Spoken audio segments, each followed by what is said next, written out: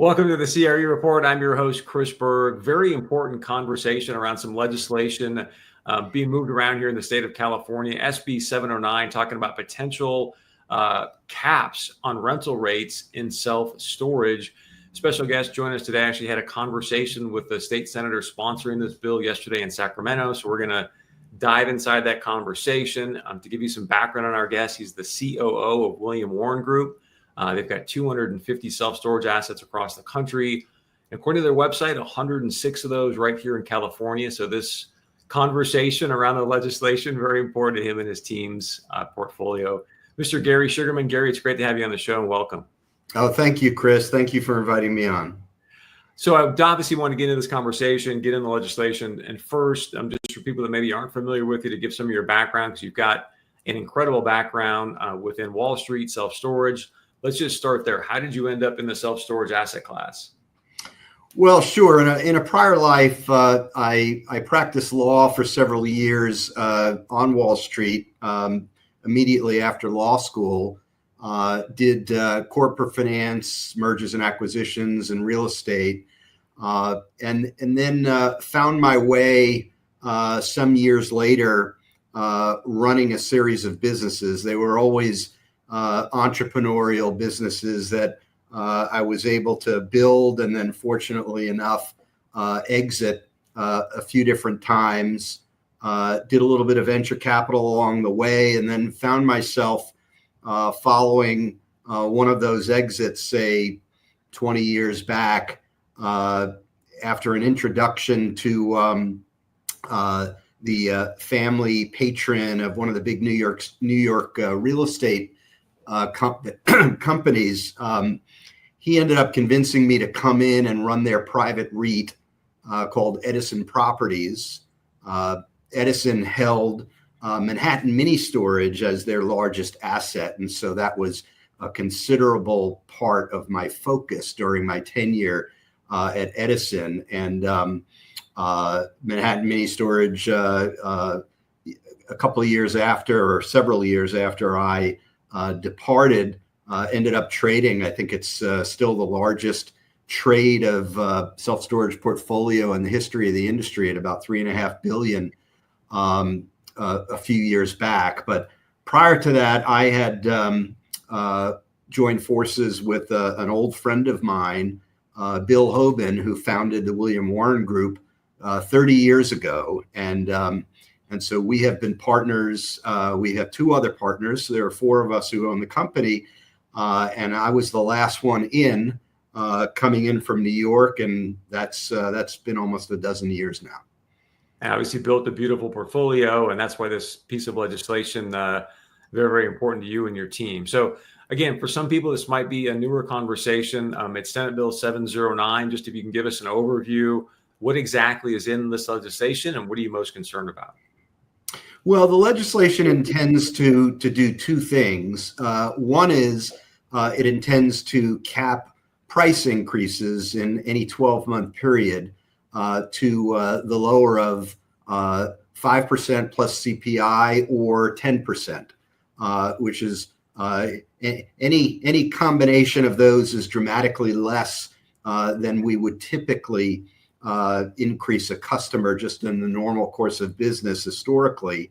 And the other thing that the bill does is requires some formalized disclosure with regard to rates, promotions and duration of promotions and so on.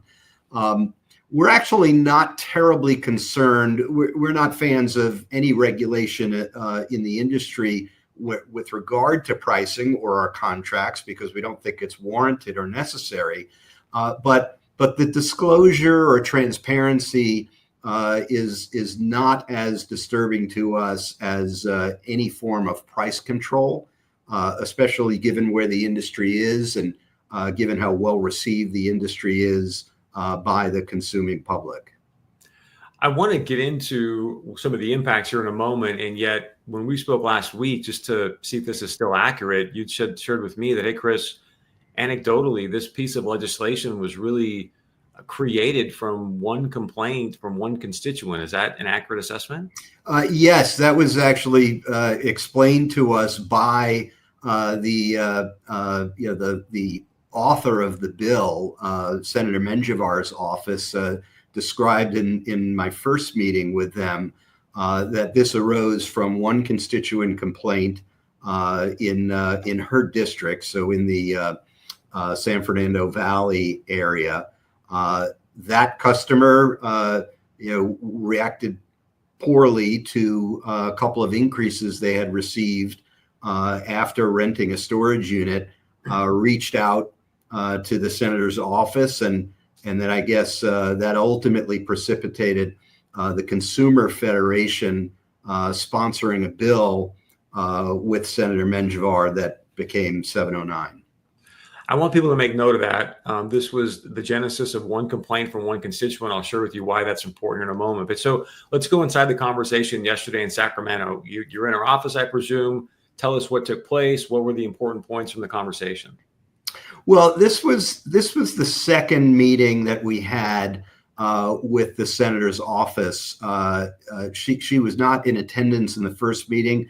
That was with her aides. We took this opportunity and were encouraged to meet with her by the chairman of the Judiciary Committee in a prior meeting that we had with him, with Senator Umberg.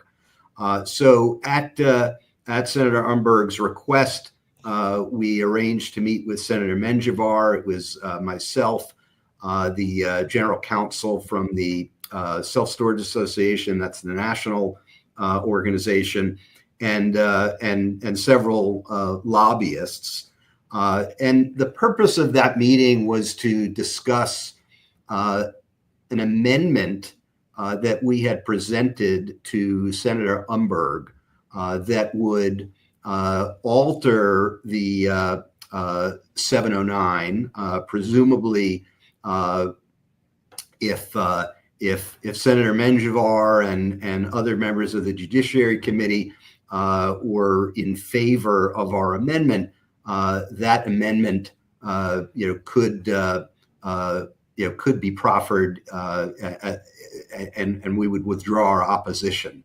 So that was the tenor of the discussion. We didn't get into the details of withdrawing our opposition, but we said, I said that this could present a way forward for us, and we thought it was a fair resolution and appropriate to the industry, because to the extent that there are issues, those issues appear to relate to transparency, but not necessarily with regard to pricing itself. Even the constituent complaint, while the constituent was upset about their price increase, they weren't necessarily upset about the pricing relative to pricing in the marketplace. They were upset that the price increased, and they were surprised and disappointed by that because of unfamiliarity with the contract, and that could have been because of failure to read the contract, or maybe that contract wasn't a particularly clear contract. But the issue was more about disclosure and transparency, not the underlying pricing itself. I think that's where most people would be at. So what's the amendment that you were suggesting that would allow for resolution? Well, the amendment essentially just focused on the nature of the disclosure. It's just a common sense amendment that says if we're offering a promotional rate, we're going to disclose what it is in clear and conspicuous terms in the contract. So your promotional rate is X, the duration of the promotion is Y, and then there are some other subsidiary points. But the major points are just making it very clear if and when there is a promotional rate, and how long that promotion lasts. It seems like super basic stuff, but that was the nature of it. So based on your conversation yesterday, are they open to changes? And are you 50-50 this thing passes as is, or where are you at currently? I don't think, well, I can't speak to whether it passes as is. We are we are 100% opposed to the bill that was proposed in print.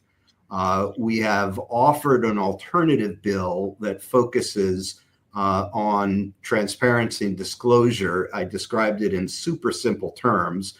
And Senator Menjivar was not resistant to that idea, but she did want to think further about and want us to revisit how we might otherwise address the pricing itself.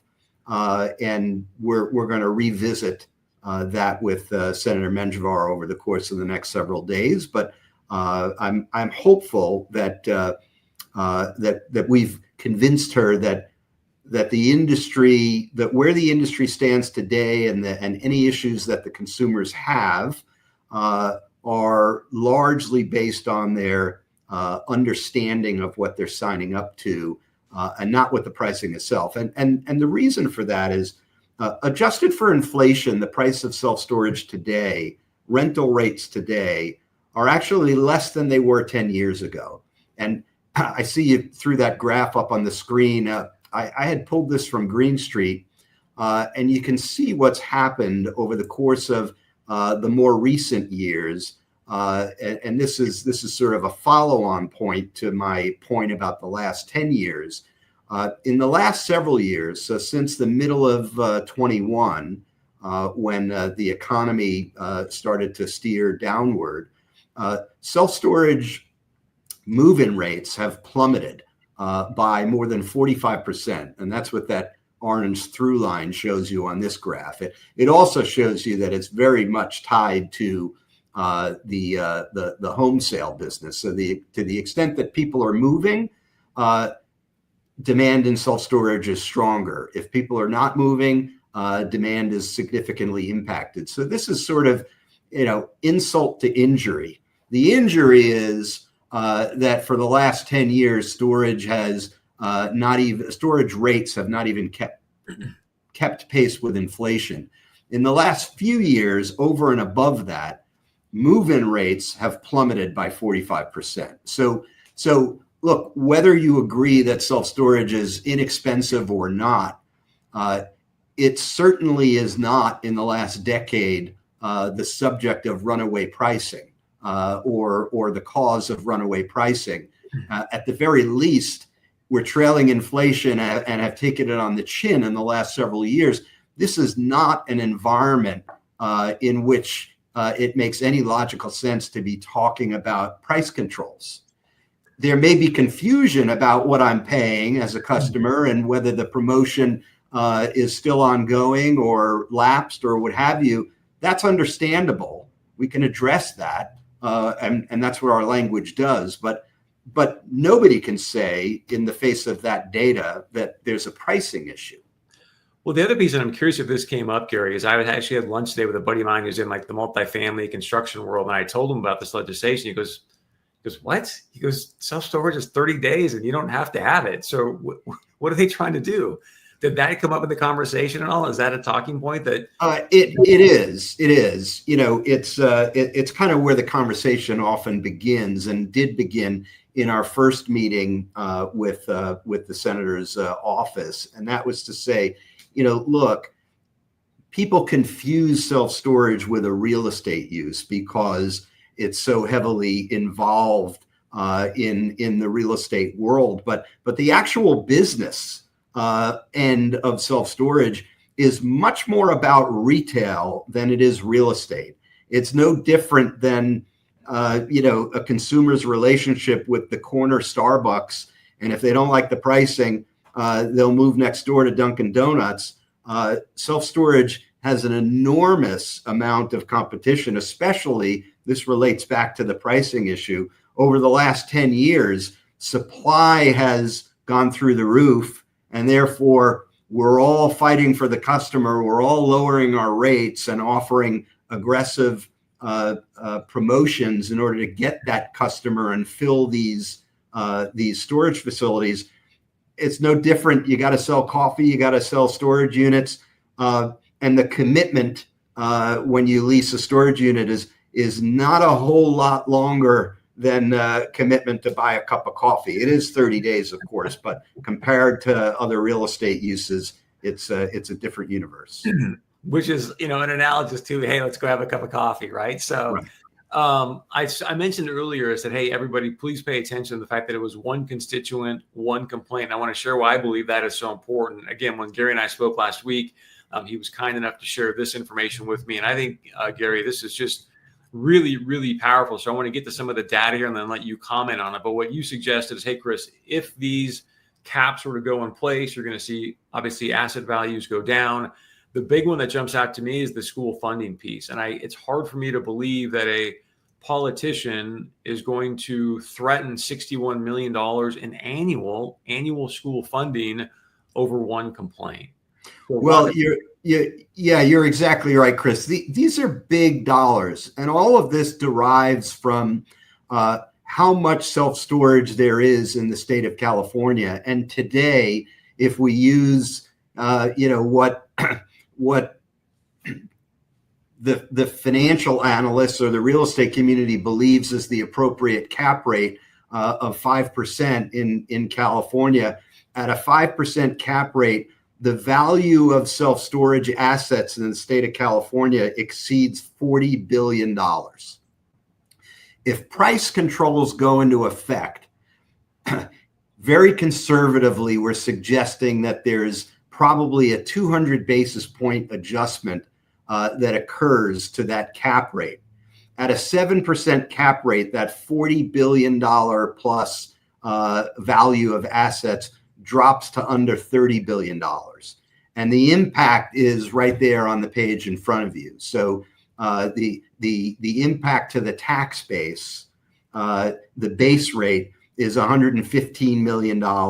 The impact to assessments is another $30 million. Those two numbers combine to about $144 million tax reduction. And within that number is about a $61 million reduction or impact on school funding. So I'm curious, was these data points presented to the Judiciary Committee yesterday? And if so, what was their reaction? We have circulated this data. We have not yet discussed this data with the Judiciary Committee as a formal body, but we have circulated this to various members. We had shared this information to the Appropriations Committee to see if the bill would be keyed fiscal and have to be passed on by the Appropriations Committee. It doesn't look like that will happen. I'm not sure why, but certainly it doesn't mean that these impacts aren't material and worth thinking hard about. Do you know of any politician that's ever threatened $61 million in school funding over one complaint?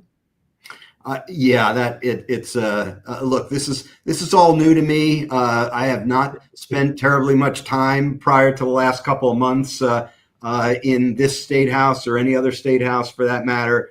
I'm shocked that we're having these conversations with these stakes, at hand. So let's just talk about the future then. You said there's going to be some more conversations with the senator's office. I know that there is a judiciary hearing coming up. I believe it's May 6th, which is next Tuesday at 1:30 p.m. for people that want to, tune in for that. I guess what's next here? Do you see this changing? Like, what are the next steps? What can people do to get active, participate, and get some grassroots going to email their senators or assembly people? Yeah, well, we have a very sizable coalition of other industries signing on to this opposition. There's tremendous concern about the government stepping in the middle of our pricing and our contracts, particularly in this case because it's so unwarranted, inappropriate, and unnecessary. What'll happen between now and next Tuesday is there will be quite a bit more back and forth between our coalition, Chairman Umberg, and Senator Menjivar to see if we can make our way down this forward path that we discussed with Senator Menjivar yesterday. We think that it's appropriate and reasonable to move forward by shifting the focus of the bill to transparency and disclosure. The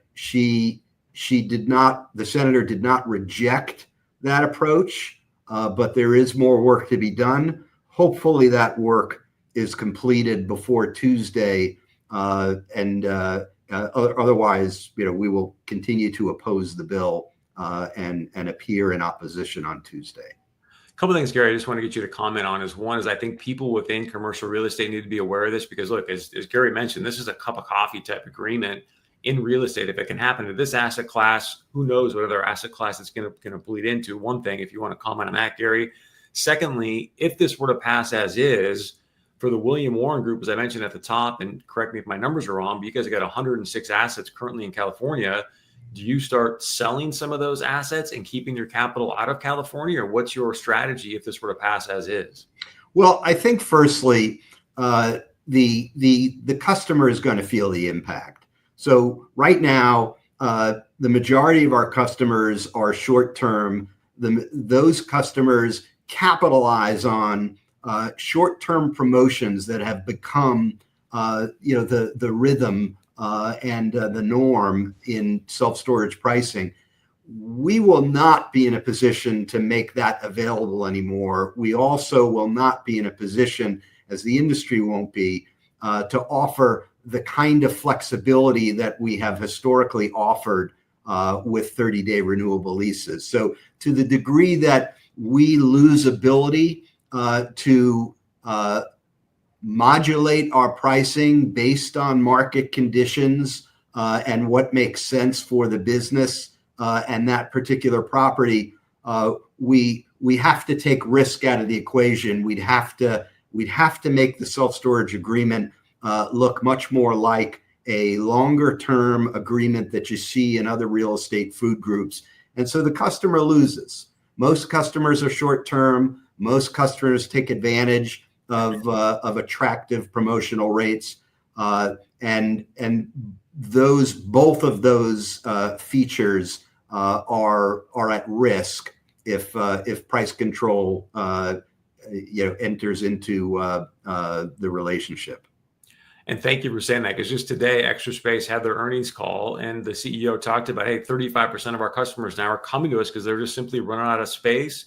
You see D.R. Horton building smaller homes. I mean, storage is only going to continue to grow, but if we've now got to have handcuffs on ourselves, as you mentioned, it does obviously hurt the consumer. So first off, Gary, thank you for the time. I really appreciate you giving us the insight into this meeting. Is there anything else that you want to add or share that I haven't asked yet? Well, if you haven't familiarized yourself with the bill or with the coalition that we had formed in opposition of the bill, please reach out. Please connect with the California Self-Storage Association and get involved, contribute.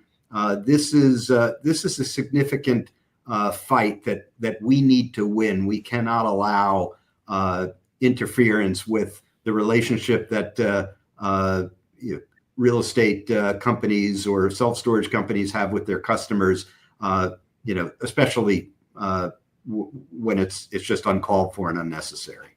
Thank you. I'm going to get this website up here for people so they can take a look at it and just go visit californiaselfstorage.org, as Gary just mentioned. But again, californiaselfstorage.org. I want to remind you, coming up on May 6th, early next week, is going to be the Senate Judiciary Committee hearing. So we'll keep our eyes on this bill. But again, if you can start to get actively involved, reach out to this organization. I'm sure there's going to be an opportunity for you to email senators and assembly people and say, hey, we don't need this. It's not going to be good for anybody. So Gary, again, thank you for the time and the insight. We really, really appreciate it. If there's anything that we can be doing to support you around this, please let us know. Okay. Thank you, Chris. Thank you. All right. This is a Commercial Real Estate Report. Please share this with your